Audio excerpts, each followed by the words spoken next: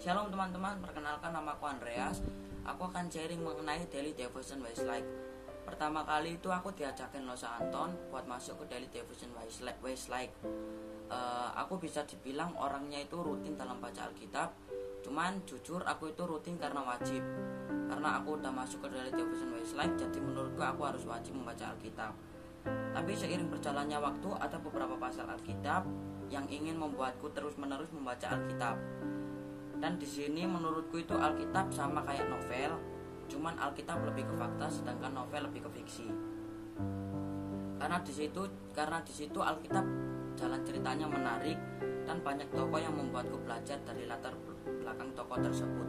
Berawal dari anak manusia yaitu Yesus Kristus yang lahir ke dunia, mengadakan banyak mukjizat hingga mati di kayu salib dan bangkit pada hari ketiga.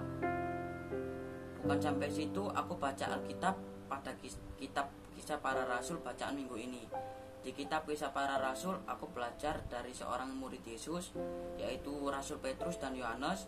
Di situ diceritakan bahwa Petrus dan Yohanes sudah menjadi seperti Kristus dengan mengadakan banyak mukjizat dan mengajar masyarakat yang ada di sana dalam nama Yesus. Petrus dan Yohanes sempat diancam oleh mahkamah agama agar tidak mengajar dalam nama Yesus. Tetapi jawab Petrus dan Yohanes pada kitab Kisah Para Rasul pasal 4 ayat 19 yang berbunyi, "Silahkan kamu putuskan sendiri manakah yang benar di hadapan Allah, taat kepada kamu atau taat kepada Allah." Dan mereka masih melanjutkan pengajarannya. Dan aku belajar dari kedua rasul tersebut, yaitu kita harus yakin dengan satu ajaran yang diajarkan anak manusia, yaitu Yesus Kristus, menjadi sama dengan Kristus, berani dalam membela agama, dan iman tidak boleh goncang. Itu saja untuk sharingku mengenai Daily Devotion Westlake.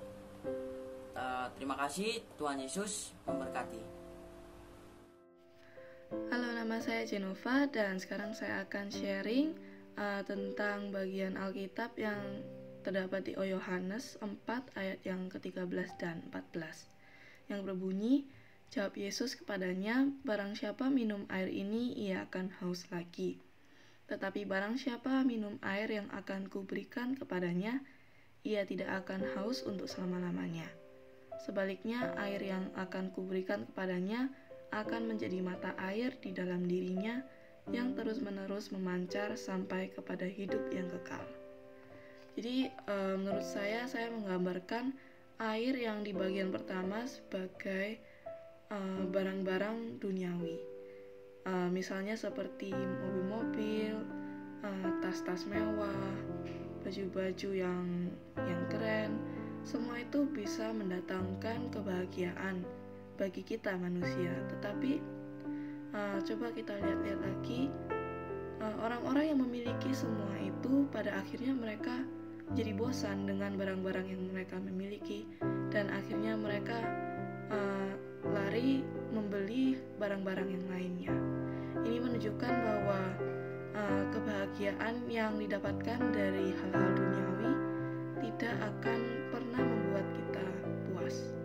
Tetapi di bagian lainnya, air yang diberikan dari Allah menurut saya merupakan kebahagiaan yang sejati. Jadi ketika seseorang bisa menemukan kebahagiaan dan kedamaian dalam Tuhan, ketika itulah orang tersebut bisa tenang selama seumur hidupnya, karena kebahagiaan yang dia miliki tersebut tidak akan hilang, tidak akan habis, karena datangnya adalah dari Allah. Jadi itu yang saya pelajari dari bagian Alkitab tersebut. Terima kasih.